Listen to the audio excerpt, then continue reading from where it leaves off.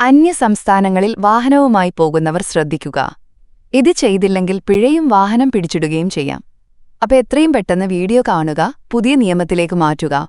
കേരളത്തിൽ ഇത് ഉടൻ സ്ട്രിക്റ്റ് ആക്കും.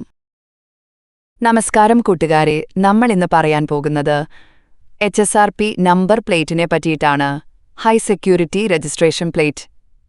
നിങ്ങൾക്കറിയാലോ, 2019 ഏപ്രിലിന് ശേഷം രജിസ്റ്റർ ചെയ്ത എല്ലാ വണ്ടിക്കും HSRP number plate by default ഉണ്ട്.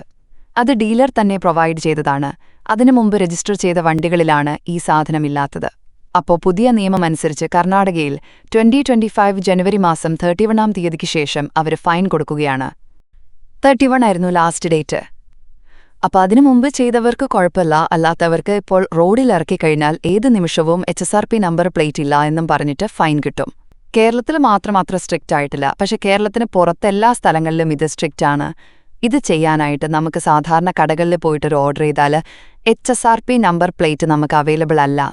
അതിനൊരു പ്രൊസീജിയർ ഉണ്ട്. നമ്മൾ ബുക്ക് മൈനസ് HSRP എന്നുള്ള ഓൺലൈൻ പോർട്ടലിൽ പോയിട്ട് നമ്മളിത് രജിസ്റ്റർ ചെയ്യണം. നമ്മൾ ചെയ്യാനായിട്ട് വണ്ടിയുടെ RC number, state of registration, chase number, engine number, ഇത്രയും സംഭവങ്ങളും, പിന്നെ RC ഓണറിന്റെ മൊബൈൽ നമ്പറും ഉണ്ടെങ്കിൽ നമുക്കിത് രജിസ്റ്റർ ചെയ്യാൻ പറ്റും. ഇത് രജിസ്റ്റർ ചെയ്തതിനു ശേഷം ഇതൊരു ഡീലറിലേക്കായിരിക്കും ഇത് ഡെലിവർ ആകുന്നത്. നമ്മൾ ആ ഡീലർഷിപ്പിൽ ചെന്നിട്ട് വേണം ഈ നമ്പർ ഫിറ്റ് ചെയ്യാനായിട്ട്. വിച്ച് ഇസ് ആ നമ്പർ പ്ലേറ്റ് നമുക്കിത് കാണാൻ പറ്റും. ഇത് പണ്ടത്തെ പോലുള്ള സ്ക്രൂ വെച്ചിട്ട് ഇത് ചെയ്യല്ല. നമ്പർ പ്ലേറ്റിൽ ഈ രീതിയിലാണ് ഇത് ഫിക്സ് ചെയ്യുന്നത്. ഇത് ഫിക്സ് ചെയ്യുന്നതിനുള്ള ഗുണം എന്താണെന്ന് ചോദിച്ചു കഴിഞ്ഞാൽ, ഇത് ഇനിയും അഴിച്ചു മാറ്റാൻ പറ്റില്ല. ഈ നമ്പർ പ്ലേറ്റ് നമുക്കിനി കാറിനകത്തുനിന്ന് അഴിച്ചു മാറ്റണമെങ്കിൽ ഇത് വെട്ടിപ്പൊളിക്കുക നിവൃത്തിയുള്ളൂ. ഞാൻ പറഞ്ഞത് നമ്പർ പ്ലേറ്റ് ആണേ. അപ്പം നമ്പർ പ്ലേറ്റ് കിട്ടി ഫിക്സ് ചെയ്തതിന് ശേഷം അതിൽ ഡിജിറ്റലി നമുക്കൊരു കാർഡുണ്ട്. അപ്പം ഇത് നമ്മുടെ ഗ്ലാസ്സിനകത്ത് ഒട്ടിക്കുകയും ചെയ്യണം.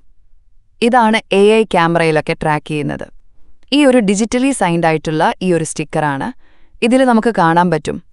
ഇതിൽ കർണാടക സ്റ്റേറ്റിന്റെ എംബ്ലം ഉണ്ടാകും, പിന്നെ ഐഡന്റിഫിക്കേഷൻ നമ്പറും ഉണ്ടാകും. ഈ സംഭവങ്ങളൊന്നുമില്ലെങ്കിൽ നമ്മുടെ വണ്ടി വെളിയിൽ കിടക്കുന്ന കാര്യം ബുദ്ധിമുട്ടാണ്. ശ്രദ്ധിക്കുക. HSRP ഘടിപ്പിക്കാത്തതിനുള്ള പിഴകൾ: ആദ്യ തവണ നിയമലംഘനം നടത്തിയാൽ 500 രൂപ പിഴ ഈടാക്കും. വീണ്ടും നിയമലംഘനം നടത്തിയാൽ 1000 രൂപ വരെ പിഴ ഈടാക്കാം.